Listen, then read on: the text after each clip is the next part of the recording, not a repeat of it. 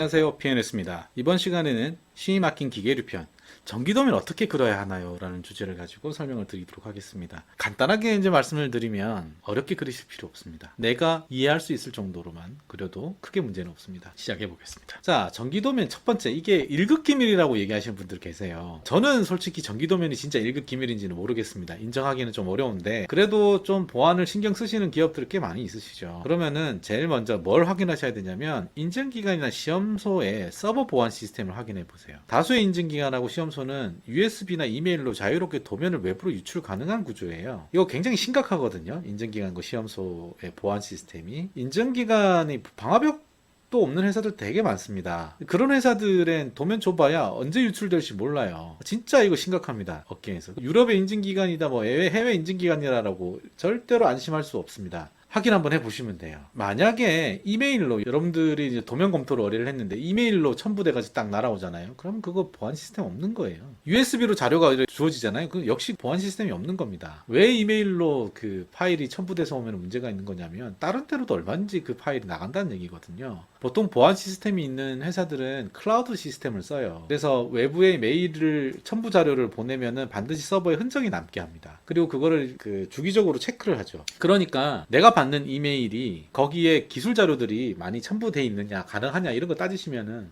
역으로 그 자료는 외부로 빠져나갈 수 있구나 이렇게 판단하시면 됩니다. 최소한 DLP하고 방화벽 정도는 있어야 돼요. USB로 빠져나가지 못하게. 그리고 외부 해킹에 의해서 자료가 빠져나가지 못하게 해줘야 됩니다. 제가 이런 굉장히 심각한 이야기를 들은 적이 있는데요. 중국에 있는 해커들이 장비 회사나 뭐 이런 삼성이나 이런 데 해킹을 잘 못해요. 거기 보안 시스템이 잘 돼 있으니까. 어디다 하냐면은 뭐 인증기관이나 일반 조만한 기업에다 해킹을 시도를 한다는 얘기가 있어요. 그래서 그 회사에 들어가 있는 정보들을 빼간다 이런 얘기들이 있어요. 실제로 방화벽도 없는 인증기관들하고 거래하시면 굉장히 위험합니다. 그리고 두 번째 이제 질문이 전기도면 기호를 IC 기준으로 해야 되느냐 이런 질문을 하시는데 필요 없습니다. 심볼 리스트만 제공이 된다면 한국식으로 도면을 그려도 문제가 안 돼요. 네, 뭐 보통 뭐 요렇게죠. 요렇게 뭐 이렇게 그리고 뭐 이렇게도 그리고 막 이럽니다. 그죠? 이렇게 안 그리고 한국은 보통 어떻게 그려요? 그냥 다 간단하게 그냥 이렇게 그려버리죠. 삼성이면 이렇게 하더라도 심볼 리스트에 이것이 뭐 MCCB 뭐 이런 식으로 들어가 있으면은 다 이해할 수 있어요. 그러니까 한국 스타일로 그려도 전혀 문제가 안 됩니다. 이게 기호는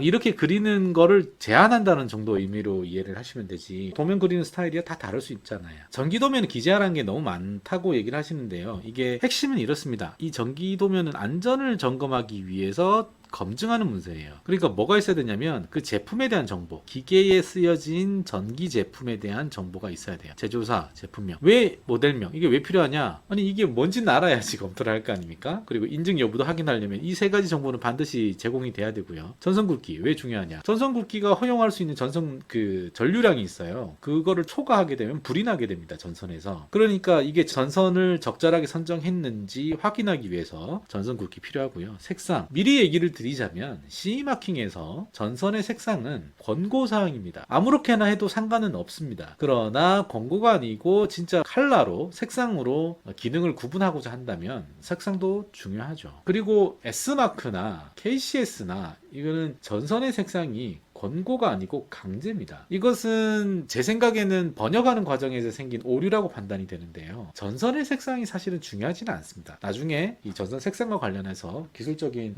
내용도 설명할 때 한번 보강을 하도록 하겠습니다. 근데 어쨌든 전선 색상도 기재를 하셔야 됩니다. 그 다음에 전격 용량 꼭 기재를 하셔야 돼요. 그래야 그 앞에 전선이 제대로 선정됐는지 차단기는 제대로 선정이 됐는지 이런 것들을 확인할 수가 있거든요. 그리고 부하량도 꼭 기재를 해주셔야 됩니다. 그리고 단자나 제품의 넘버링, 태그 같은 거 있잖아요. 예를 들어서 전선이 이렇게 있고 여기에 이제 러그를 꽂아 놓으면 O형 러그로 한번 그려볼까요? 그러면 여기에다가 넘버링을 하게 됩니다. 그죠? 그러면서 넘버링을 하게 되면서 여기에 뭐 N 001 뭐 이런 숫자를 이렇게 쓰잖아요. 이것도 기재를 하셔야 돼요. 어디다 기재를 하셔야 되느냐? 여기 터미널 블록에 이렇게 연결되지 않습니까? 그러면 터미널 블록에도 여기 넘버링 쓸 수 있는 게 있거든요. 그러면 N001 이렇게 쓰셔야 돼요.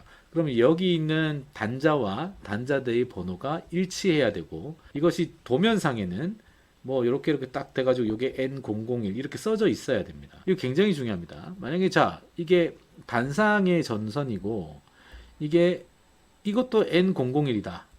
자, 그럼 이렇게 되면 안 됩니다. 요거하고 요거가 헷갈려서 이렇게 잘못 연결되면 문제를 일으킬 수 있으니까, 예를 들어서 N001에 이거는 R상, 요거는 S, 이런 식으로 해서 각각의 단자를 구분을 해줘야 되고요. 여기도 N001S, N001R 정도로 이렇게 기록을 해 주셔야 됩니다. 또 이제 한 발 더 나아가면 이 터미널 블록 있잖아요. 이 터미널 블록도 여기 보시면 끝에 이 터미널 블록을 01 이렇게 쓰기도 하거든요. 이것은 이제 터미널 블록의 넘버를 여기다 표기를 하고, 그 터미널 블록의 단자 접속부의 넘버링, 그리고 이 전선 터미널 단자의 넘버링, 그 다음에 도면의 넘버링, 이거를 모두 일치화 시켜야 됩니다. 이거는 하셔야 됩니다. 이걸 안 하시면은 검증이 안 됩니다. 사고가 났을 때 배선은 바로 했는지 이게 검증이 안 돼요. 그리고 이거는 규격에서 강제로 요구하고 있습니다. 근데 이런 거를 인증기관이나 예를 들어 시험소가 꼼꼼히 볼 수 있어야 됩니다. 영어로 써야 되느냐? 가급적 영어로 쓰세요. 그래야 오해의 소지가 없습니다. 이게 대부분 다 기호나 약어들 쓰잖아요. 차단기라고 도면에서 이렇게 안 씁니다. 차단기라고 안 쓰고 어떻게 써요? CP,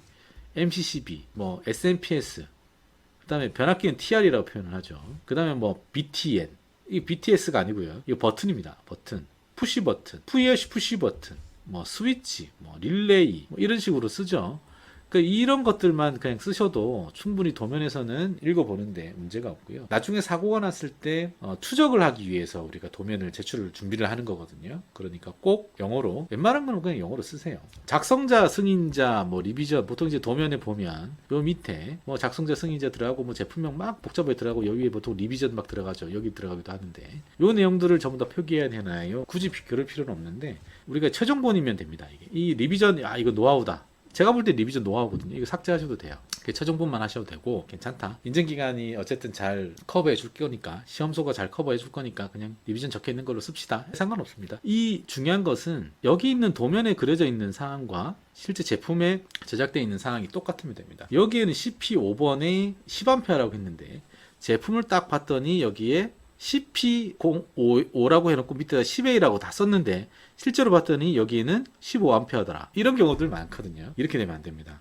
도면에 10A면 제품의 라벨도 10A여야 하고 실제 제품도 10A여야 합니다. 이게 제일 중요합니다. 전기도면 중에 숨기고 싶은 부품명이 있습니다. 그러니까 이런 경우에는 만약에 해당 부품이 숨기고 싶은데 만약에 거기에서 문제가 생긴다면 이게 사고로 이어질 수도 있고, 이렇게 되면은 문제가 커지죠. 저희는 부품명 숨기는 일은 하지 않기를 권해드립니다. 네. 어떠한 경우라도요. COC나 EC타입 Examination Certificate은 숨기는 정보가 없어야만 이게 가요. 왜냐면은 제3자가 검증을 하는데 숨겨준 부품이 있으면 그게 됩니까? 근데 인증기관들이나 그 시험소가 COC든 AOC가 검증, Attestation이라는 표현을 씁니다. 그래서 AOC라고 하는데 AOC나 COC는 똑같습니다.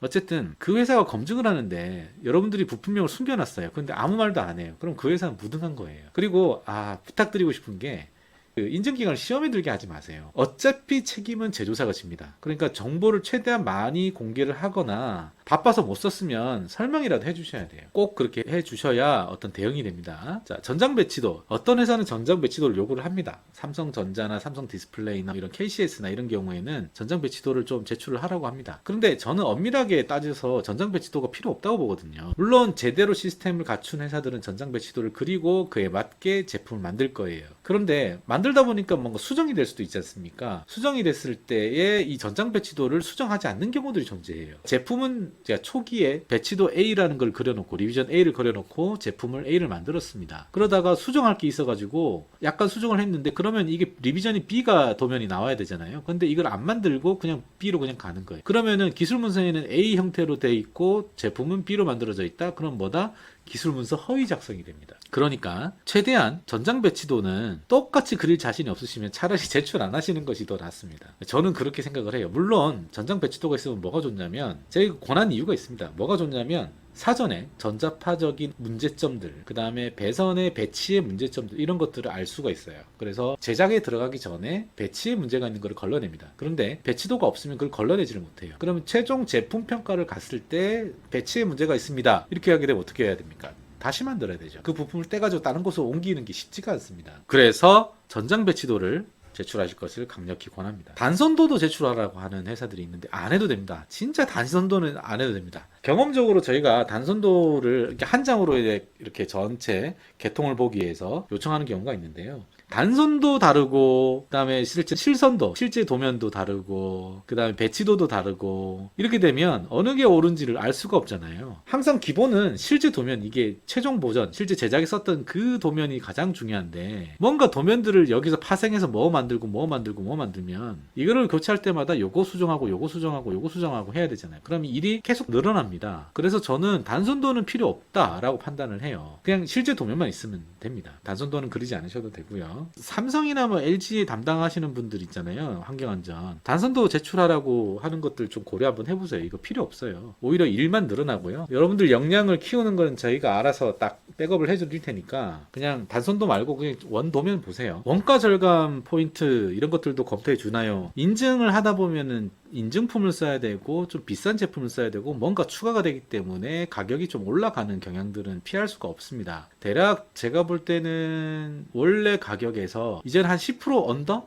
10% 이하로 이제 가격이 좀 올라갈 수는 있는데요. 아니 기술자가 뭐겠어요. 당연히 능력 있는 기술자들은 이 원가 절감할 수 있는 포인트를 알아요. 그런데 굳이 이거를 검토해 드리지 않아요. 바쁘니까. 근데 여러분들이 만약에 원가 절감도 좀 검토해 주세요 라고 요청하시면 저희 엔지니어가 친절하게 원가 절감 포인트를 알려드릴 거예요. 대신에 별도 비용 청구도 없어요. 그러니까 최대한 원가 절감 좀 포인트도 좀 알려주세요. 다음번에 반영하겠습니다. 이렇게 얘기를 하시면 자세히 설명을 드릴 거예요. 이게 왜 중요하냐면 인증비도 굉장히 비싼데요. 거기서 여러분들도 좀 얻어가는 게 있어야 되지 않을까요? 그럴 거면은 좀 노하우, 그 사람들이 굉장히 능력 있는 사람들인데 그 사람들의 노하우 이런 것들도 좀 빼들어 가야죠. 가장 좋은 노하우가 원가 절감 노하우입니다. 요감은 얼마든지 해드릴 준비가 돼 있으니까 꼭 얘기를 하셔가지고 좀 더 많이 좀 긁어가세요. 가져가세요. 도면의 추적성 확보는 매우 중요합니다. 아까도 말씀드렸다시피 넘버링하고 실물하고 대조되어야 되기 때문에 매칭이 굉장히 중요합니다. 반드시 추적 가능하게 도면을 그리셔야 됩니다. 자, 좋은 샘플 하나 보여드릴게요. 여기 지금 보시면 NF00B00 200A 이렇게 돼 있죠. 프레임 사이즈가 나와 있고 여기 150A인 것 같아요. 대충 모델명만 보면 이게 어떤 제품인지 알 수 있어요. 저희는 좀 오래 했기 때문에 150A죠 전격이. 그죠? 프레임 사이즈 200AF고 그죠? 그 다음에 이거 ELB는 아닌 것 같아요. ABS라고 적혀 있는 걸로 봐서 ELB는 아닌 것 같고요. NFB라는 용어를 쓴 걸로 봐서 일본 회사 도면이네요. 그죠? N50C면은 후지 거가 맞을 겁니다. 후지인가 미쓰비시인가 아마 그렇습니다. 그러니까 국산은 아닙니다. 그죠? 대충 이제 요걸로 용량이 150이구나 정도, 누전 차단기는 아니구나 정도 제가 지금 바로 파악을 하고 있죠. 이 정도면은 됐어요. 제품명 굳이 안 해도 저는 알아듣습니다. 이건 당연히 전선이겠죠. 네, 전선인데 자 50 스퀘어입니다. 전선의 굵기 표기되어 있고 BK 블랙선이죠. 그리고 이렇게 세 가닥으로 되어 있으니까 이게 뭐다? 한 선짜리 KIV 케이블이라는 뜻이죠. 여기도 보세요. R000, S000, T000으로 넘버링이 각각 따로따로 되어 있습니다. 그 다음에 이게 AWG 샵 6이니까 6AWG니까 어이구야, 이거는 뭐로 알 수 있어요? UL 전선이죠. 우리가 얘기하는. UL 전선은 쓸 수 없나요? 아닙니다. UL 전선 쓸 수 있습니다. 네, 검증된 선이면 상관없습니다. 그 다음에 여기 SPD가 하나 또 들어가 있고, 삼성 SPD가 하나 들어가 있고, 모델명이 들어가 있네요. 대략 한 60A짜리인 것 같아요. 그리고 여기 이제 주의 깊게 보셔야 될 사항이 이런 거예요. 이 지금 굉장히 좋은 케이스를 제가 갖다 놨는데요. 보시면 이런 모델명 같은 거는 적어 놓고 저희들이 알아서 추정하게끔 했는데, 여기 보세요. 접지선 넘버링 해놨죠. 여기에 접지선의 굵기, 그 다음에 색깔까지 표현했죠. 보통 접지선 이걸 그리지는 않거든요. 많은 분들이. 근데 접지선 굉장히 중요합니다. 접지선의 굵기 굉장히 중요하기 때문에 꼭 그리셔야 되고, 접지선의 넘버링까지 좀 여기 해놨죠. 모범 케이스입니다. 자, CE 마킹인데 UL 전선 써도 된다고 했고요. KS 전선 써도 됩니다. 왜냐하면 KS 전선은 뭐다? IC 전선하고 똑같다. 그래서 써도 된다. 허용 전류량이 중요한 거예요. 그리고 EN60204 규격에도요. 60204-1 규격이 전기 장치에 대한 그 규격인데 여기에 UL 전선 코멘트가 되어 있습니다. 이게 몇 스퀘어 굵기다라고 이제 코멘트가 되어 있어요. 그래서 아무 문제가 없습니다. UL 전선 쓰셔도 되고 KS 전선 쓰셔도 문제가 없습니다. CE 마킹이라고 막 CE 인증받은 전선 찾고 이러시면은 진짜 그 돈 날리는 거예요. 그리고 제가 좀 이 기술적인 내용 좀 공개를 하고 있는데 이거 아주 기본 중에 기본인데요. 컨설팅 하시는 분들 공부를 좀 하세요. 제발 어깨 넘어서 이렇게 배운 거 가지고 어디 가서 아는 척 하지 마시고요. 제가 지금 이 유튜브에다가 이 동영상 이렇게 올리면 아마도 장비 제조사에 있는 설계자들이나 품질 담당자들의 퀄리티는 상향 평준화 될 겁니다. 컨설팅이 그럴 자리 없어요. 공부 더 하셔야 됩니다. 진짜 열심히 하셔야 됩니다. 그래야 컨설턴트로서 그 자격이 생기는 것이지, 어디서 조금 알았다고 그냥 영업 좀 하고 인사 좀 하고 한다고 해서 그렇게 되겠습니까? 그렇게 해가지고 그러지 마시고 차라리 그냥 저희 회사에 얘기를 하셔가지고 공부를 좀 해보고 싶다, 그리고 시험을 좀 직접 해보고 싶은데 PNS 그 지정 시험 원 이런 것들 좀 할 수 있지 않느냐 이렇게 물어보세요. 저희 그런 것도 열려 있으니까. 자, PLC IO는 좀 숨겨도 되나요? 네, 숨겨도 됩니다. 단 안전과 직접적인 상관이 없어야 합니다. 상관 있으면 이거 따져야 돼요. 비상정지의 IO는 당연히 있어야 됩니다. 인터록의 IO는 있어야 됩니다. 그런데 뭐 어떤 센서에 그냥 검출 센서, 리미트 센서예요. 리미트 센서의 IO는 굳이 제가 몰라도 상관없죠. 그게 사고로 이어지진 않을 거기 때문에. 물론 이제 리미트 센서 중에서도 그 충돌 방지용은 있어야 됩니다. 그게 이제 기계의 파손을 막는 역할을 하죠. 웬만하면 다 제출하시는 게 좋은데, 이거는 좀 숨기고 싶다라고 하는 것들은 안전과 관련돼 있지 않다면 숨겨도 됩니다. 그런데 안전과 관련이 없는 IO가 도대체 몇 개나 나올까요? 쉽지 않을 것 같아요. 그냥 다 밝히는 게 속 편하실 겁니다. 지금까지 저희 P가요, 사람이에요. People and Society. 사람과 사회를 생각하는 안전기업이 되자라는 뜻이에요. 저희 회사 이름이. 지금까지 사람과 사회를 생각하는 안전기술 전문기업 PNS였습니다.